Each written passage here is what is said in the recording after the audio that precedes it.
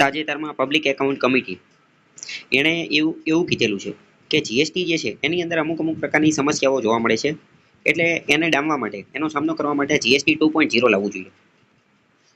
PSC public account committee જાહેર હિસાબ સમિતિએ એવું કીધેલું છે કે જીએસટી 2.0 ની તાતી જરૂર છે. જીએસટી 2.0 જે છે એ લાવવું જોઈએ. તો કેવો તો શું વાંધો છે? પહેલો વાંધો પબ્લિક એકાઉન્ટ કમિટીને એ રાખ્યો કે જીએસટી અંતર્ગત એક કોમ્પેન્સેટરી ફંડ બનાવવામાં આવેલું હતું. આ કોમ્પેન્સેટરી ફંડ અંતર્ગત રાજ્યોને, સ્ટેટ્સ એને જીએસટીના કારણે જે કોઈ પણ નુકસાન થાય છે એ નુકસાનની ભરપાઈ કરવા માટે આ કોમ્પેન્સેટરી ફંડમાંથી રાજ્યને જે છે એ પૈસા આપવામાં આવશે.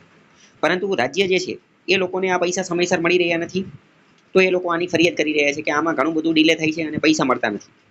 એનો મુખ્ય બીજો ઇસ્યુ એ છે કે પબ્લિક એકાઉન્ટ કમિટીએ નોટ કર્યું કે સીએજી દ્વારા જે ઓડિટ કરવામાં આવે એની અંતર્ગત આ કોમ્પેન્સેટરી ફંડ, જીએસટી અંતર્ગત જે કોમ્પેન્સેટરી ફંડ જે છે એનું ઓડિટ કરવામાં આવતું નથી. સીએજી જે છે એ મેન્ડેટરી બધાનું ઓડિટ કરે છે. સરકારના જે કોઈ પણ ખર્ચા હોય, સરકારના ખાતા હોય, બધાનું મેન્ડેટરી ફરજિયાત ઓડિટ કરે છે. પરંતુ કોમ્પેન્સેટરી ફંડ જે છે એને આમાંથી બાકાત રાખવામાં આવેલું છે.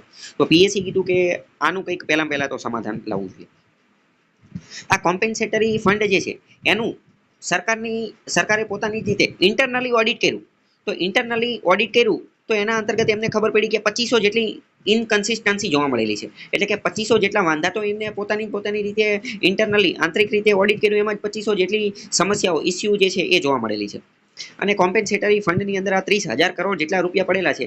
તો આ કઈ જગ્યાએ છે, કેવી રીતે વાપરેલા છે, એના વિશે કોઈ માહિતી છે નહીં. કેમ? કારણ કે એનું ઓડિટ થયું નથી. એટલે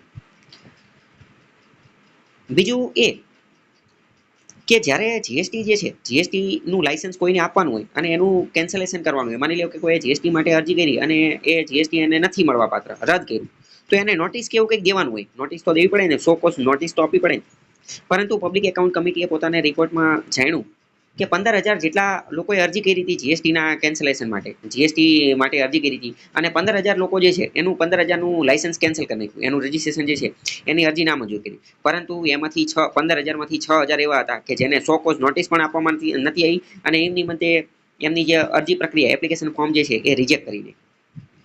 તો મતલબ કે આ બધી સમસ્યા છે.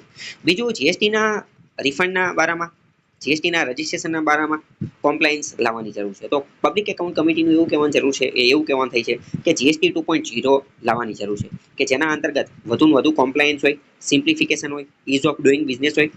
રાજ્ય અને કેન્દ્રની વચ્ચે જે ટસલ છે કોમ્પેન્સેટરી ફંડના બાબતે અને રાજ્યને જે પૈસા ટ્રાન્સફર કરવાના છે એ બધા બાબતે જે છે એ સિમ્પ્લિફિકેશન હોવું જોઈએ, અને સીએજીનું ઓડિટને એ બધું મેન્ડેટરી રાખવું જોઈએ. આવું પીએસસી કહે છે.